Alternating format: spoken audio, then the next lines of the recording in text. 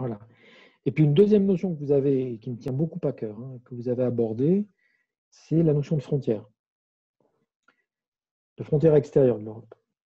La notion de frontière extérieure de l'Europe, c'est une notion fondamentale, qui ne fait pas assez partie du débat en Europe.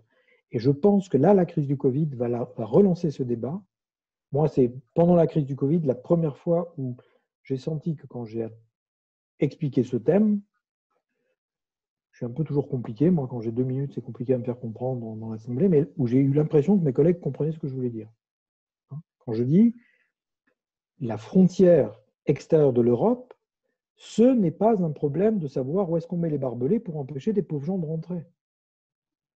Le problème de la frontière extérieure de l'Europe, c'est un problème politique, psychologique, de mentalité. C'est où est-ce que nous, on considère qu'on est chez nous, y compris sur le plan environnemental, sur le plan culturel, sur le plan éducatif, sur le plan démographique.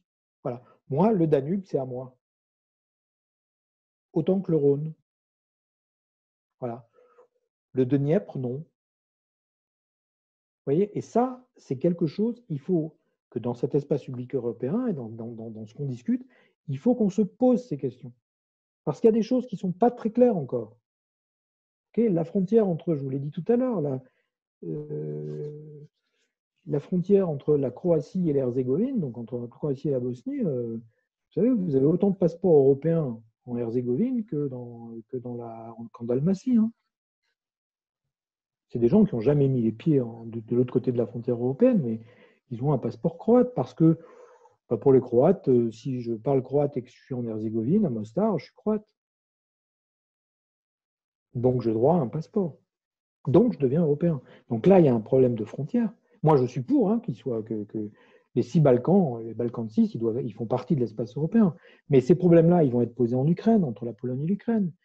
Ils vont être posés sur des sujets. On parle de la Crimée. Là aussi, la relation à la Russie, c'est complètement différent. Il faut sortir il faut se décoller le cerveau de la Tour Eiffel, comme je dis quelquefois. Vous regardez la région de l'Est de l'Estonie. Il y a une région à l'est de l'Estonie, autour de Narva, la ville de Narva. C'est une région sociologiquement, linguistiquement, culturellement, économiquement, politiquement, c'est un calque de la Crimée. Ils parlent russe, ils ont des structures encore plus ou moins qu'ils ont gardées dans leur structure régionale de fonctionnement qu'il y avait quand ils faisaient partie de l'URSS. C'est une culture russe. Économiquement, ils se sentent un peu floués parce que c'est un peu la région la plus pauvre. Enfin, il y a toujours eu des tensions, ils n'étaient pas très bien industrialisés, etc. Donc, ils sont un petit peu moins bien lotis qu'à Tallinn. Voilà. Vous dites à un Estonien,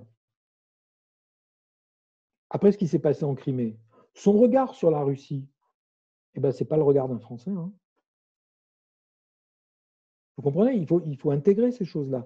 Donc, la notion de frontière extérieure, je suis sûr que les Estoniens, on aurait une espèce de force de Bilbao jusqu'à Bucarest pour dire voilà nos frontières européennes. Ça, c'est chez nous et ça, c'est pas chez nous.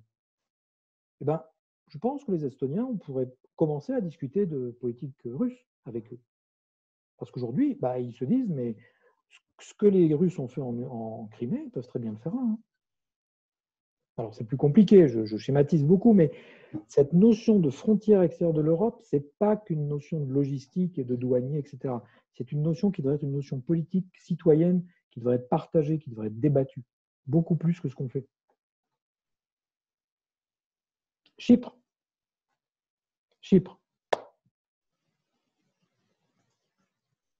Pour moi, la Turquie ne fait pas partie de l'Europe, pour être très clair. Donc voilà, qu'est-ce qu'on fait avec Chypre? On a des zones grises dans notre inconscient européen. Et ça, c'est grave.